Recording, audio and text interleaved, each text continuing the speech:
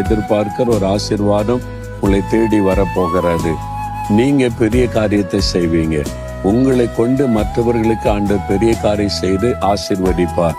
பெரிய காரியம்னா கர்த்தர் பெரியவரா இருக்கிறதுனால உங்களை கொண்டு அவர் செய்கிற காரியம் பெரியதா இருக்கும்.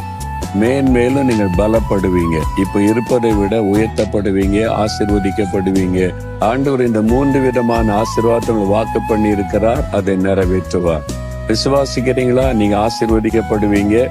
நீங்க மற்றவங்களுக்கு ஆசீர்வாதத்தை கொண்டு வரும்படி கர்த்தர் உங்களை கொண்டு பெரிய காரியம் செய்வார். இப்ப இருப்பதை விட உயர்த்தப்பட்டு பலப்படுத்தப்படுன்னு விசுவாசிக்கிறீங்களா? அதுக்கு தான் இயேசு சிலுவையிலே மரித்தார், உயிர்த்தெழுந்தார். விசுவாசித்து சொல்லுங்க. அப்படி இதயத்துல கை வைங்க. ஆண்டவரே, நீர் என்னை ஆசீர்வதிக்கிறதற்காய் ஸ்தோத்திரம்.